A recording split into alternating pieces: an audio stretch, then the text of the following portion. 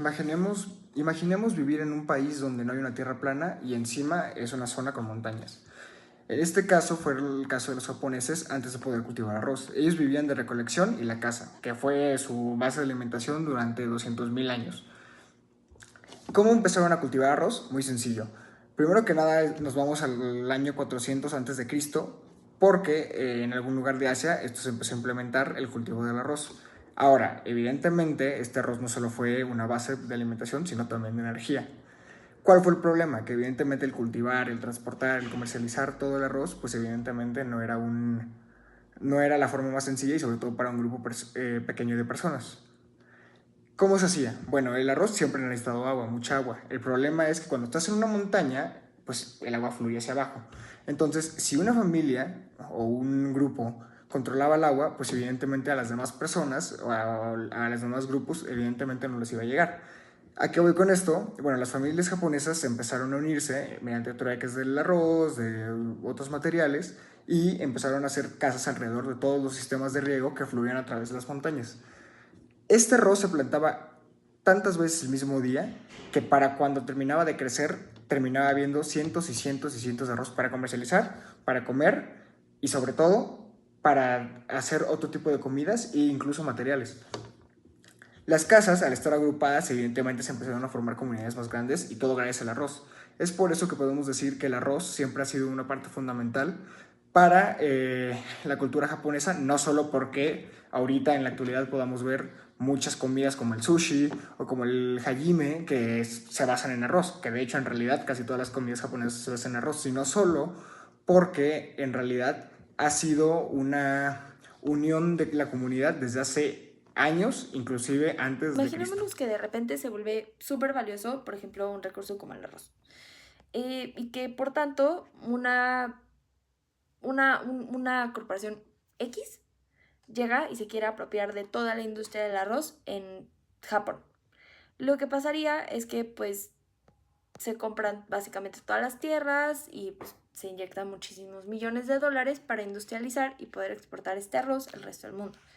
Al principio, pues parece súper bueno, porque entran muchísimos dólares al país y se respira pues una sensación de abundancia, pero esta entrada masiva de dinero crea una trampa financiera invisible.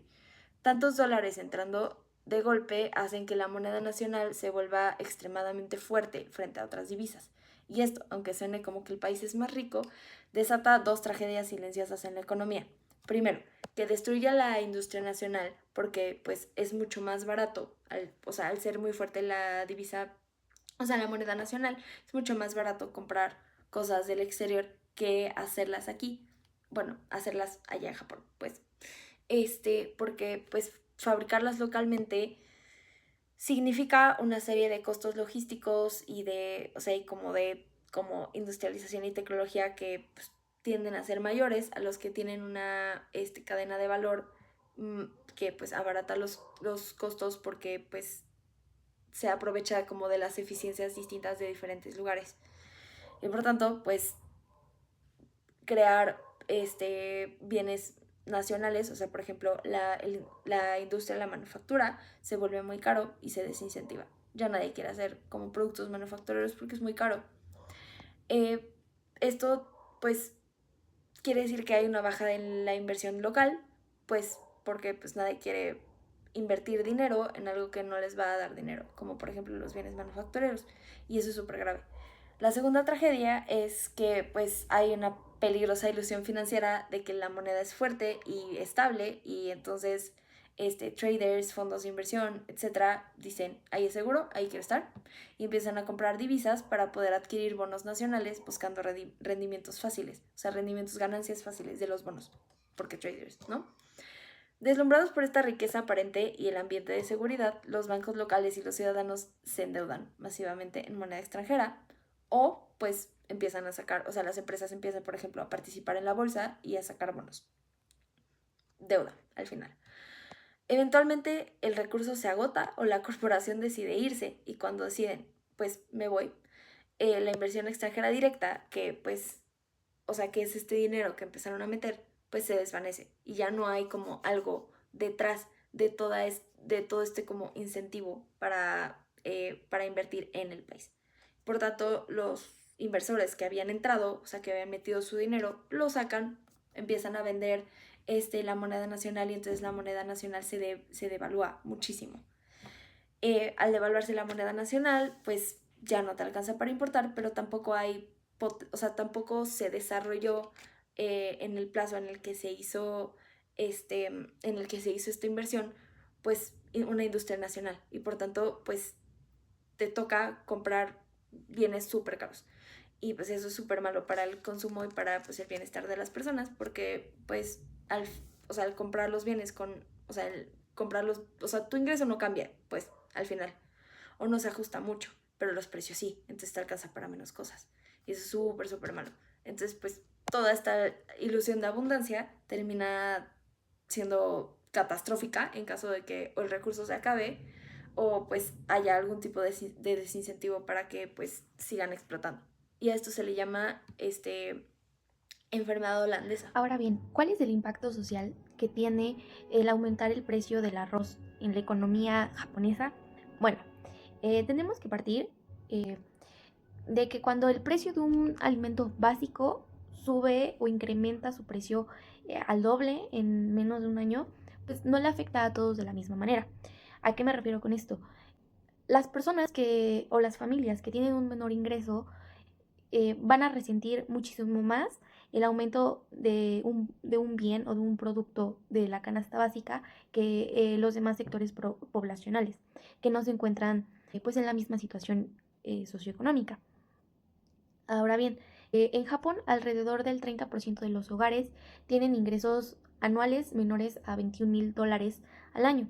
Entonces, para estas familias que tienen ingresos menores al resto de la población, gastar más en arroz no es un inconveniente diminuto o minúsculo. Esto quiere decir que parte de su ingreso disponible y parte del gasto que destinan a los alimentos pues va a incrementar. Entonces van a tener muchísimo menos ingreso discrecional para dedicarlo a salud, educación o ahorro.